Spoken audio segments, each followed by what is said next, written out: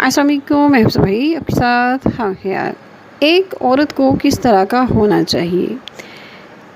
جناب زوجہ رسول ام المومنین حضرت خدیجہ الکبریٰ سلام اللہ علیہا کی زندگی اس کے لیے ہمارے لیے بہترین نمونہ ہے۔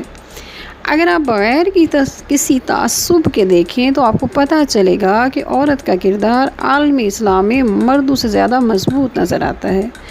ہم حضرت خدیجہ الکبریٰ سلام اللہ علیہا کی زندگی کو دو حصوں میں تقسیم کر سکتے ہیں۔ نمبر 1، رسول اللہ صلی اللہ علیہ وآلہ وسلم سے نکاح سے پہلے اور پھر نکاح کے بعد۔ اور آج کا ہمارا ٹاپک ہے آپ سلام اللہ علیہ کی زندگی رسول اللہ صلی اللہ علیہ وآلہ وسلم سے نکاح سے پہلے۔ آپ کے بارے میں جو تھوڑی بہت معلومات ملتی ہے اس کے مطابق قبیلہ قریش کے قبیلے بنو اسد کی ایک معزز خاتون تھی۔ ان کی ذات میں صورت اور سیرت کی تمام خوبیاں موجود تھیں۔ وہ شرافت اور پاکیزگی کے سبب پورے قبیلے میں طاہرہ کے لقب سے مشہور تھیں۔ آپ سلام اللہ علیہ کے والد کا نام خویلد بن اسد تھا، جو مکہ مکرمہ کے ایک کامیاب تاجر تھے اور اپنے قبیلے کے ایک معزز، خوش معاملہ اور ہر دل عزیز شخصیت تھے۔ والد کی وفات کے بعد آپ نے اپنے والد کا کاروبار سنبھالا۔ حضرت خدیجہ سلام اللہ علیہا 555 عیسوی میں پیدا ہوئی۔ آپ بچپن ہی سے نیک سیرت اور معاملہ فہم بھی تھی۔ انہوں نے اپنی وسیع تجارت کو سنبھالا اور نہایت ذہانت، حسن تدبیر اور احسن طریقے سے کاروبار کو چلایا۔ ان کی ذہانت اور دیانتداری کی بدولت ان کی تجارت نے خوب ترقی کی۔ ان کا سامان تجارت پورے قریش کے مال کے برابر ہوتا تھا۔ اس زمانے میں تجارت قریش کا معزز پیشہ تھا۔ آپ ایک پڑھی لکھی عورت تھیں۔ آپ بے حد امیر کبیر ہونے کے باوجود بہت زیادہ نرم دل بھی تھیں۔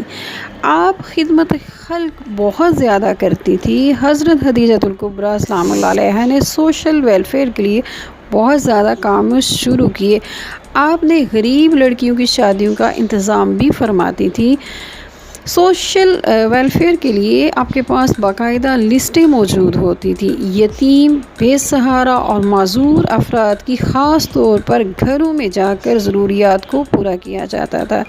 مکہ میں پانی کی شدید قلت تھی۔ پانی کا کنواں کھودنا بہت ہی مہنگا کام ہوتا تھا، جس کے لیے بہت زیادہ سرمایہ کی ضرورت ہوتی تھی۔ جناب خدیجہ الکبریٰ نے شادی سے پہلے بھی مکہ میں بہت سارے کنویں کھدوائے تھے۔ پانی کی سبیلیں لگانا حضرت خدیجہ الکبریٰ سلام اللہ علیہا کی خاص سنت ہے۔ آپ حج کے دوران حاجیوں اور مسافروں کے لیے پانی کی سبیلیں لگواتی تھیں، جہاں بغیر معاوضہ کے پانی دیا جاتا تھا۔ آپ بے روزگار نوجوانوں کو شخصی ضمانت پر قرض بھی دیتی تھیں تاکہ وہ اپنا کما سکیں اور معاشرے پر بوجھ نہیں بنیں۔ آپ کو ملکۃ العرب کہا جاتا ہے۔ آپ کے تجارتی قافلے میں 80,000 اونٹ کام کرتے تھے۔ آپ کا تجارتی مرکز یعنی ہیڈ آفس مکہ تھا اور آپ کے سامان تجارت عالمی تجارتی منڈیوں میں بیچا جاتا تھا۔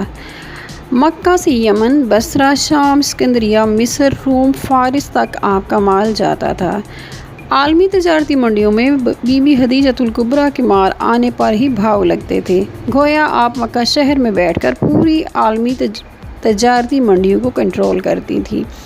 یہی وجہ تھی کہ آپ کو ملکۃ التجار، چیئرپرسن آف کامرس کیبنٹ کہا جاتا تھا، اور عربوں میں آپ کو بلند مقام ملا کہ آپ ملکۃ العرب قرار پائیں۔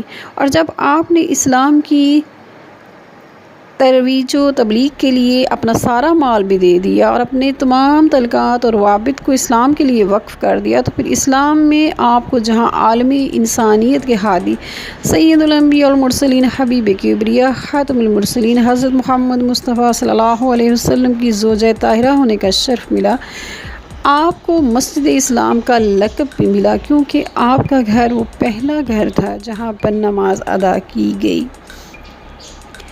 اور آپ کو یہ شان ملی کہ جبرائیل اللہ کا اسلام لے کر آپ کے پاس تشریف لاتے، اور حضور پاک صلی اللہ علیہ وسلم کی رفاقت میں آپ کے پاس کئی مرتبہ اللہ کے برگزیدہ نیک فرشتے تشریف لاتے تھے۔